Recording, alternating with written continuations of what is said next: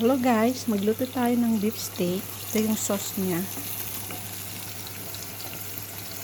Yan. Carne bacca.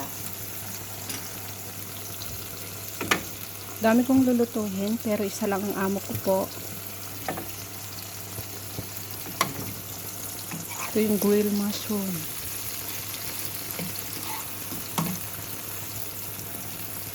Ito yung mashed potato. Hindi pa luto. Ito yung sauce niya.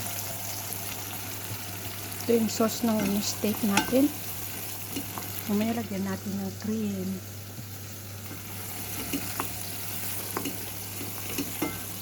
Tiis-tiis lang.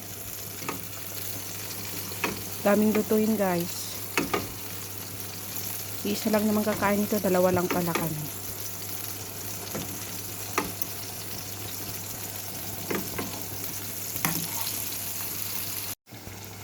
Ito yung cooking cream. Ilalagay dito. Sauce nito. Sarap. Ang init.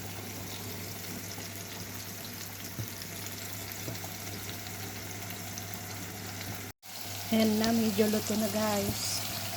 Ito, kinshar. Lagay na natin yung cooking cream.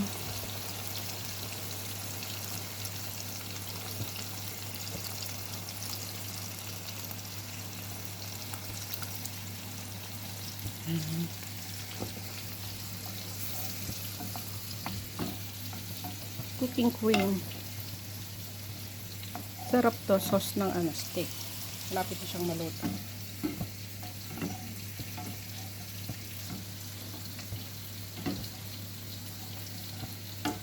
Malapit na rin to grill, asparagus, and mushroom.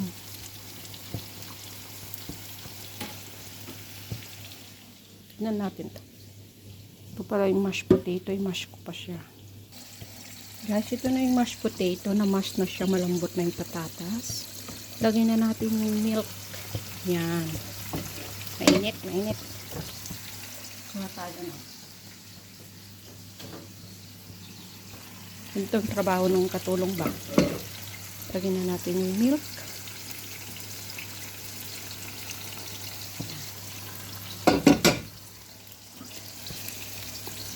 Yan, mix na natin siya. Patatas. Binoil at mashed potato.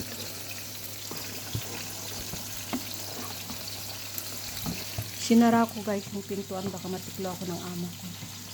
Technique. Yan, luto na pala ito. Luto na rin guys. Okay na rin yung mashed potato.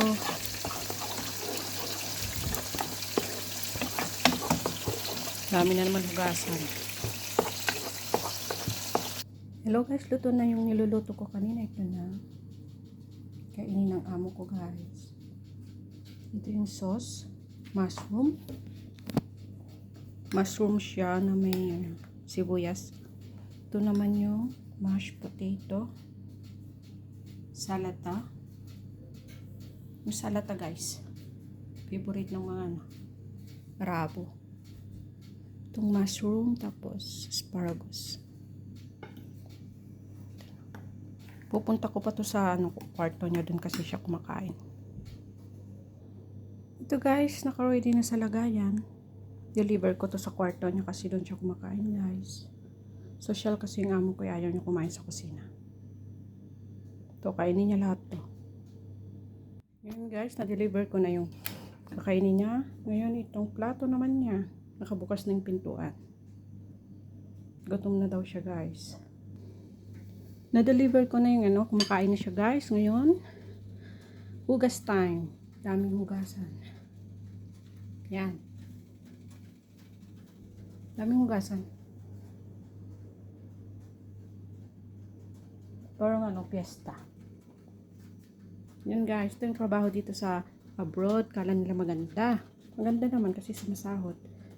Kaso, pagod talaga. Pagod, pagtitiis. Diyan na lahat. Okay guys, mag-start na ako maghugas para pagkatapos niya kumain, ako naman kakain. Ganun talaga, mauna sila kakain guys. Hugas muna tayo. Ito, tapos na siyang kumain guys. Ito naman yung share ko. Tagdalawa pala namin. Kain na guys. Mamaya na maghugas. Kain muna ako.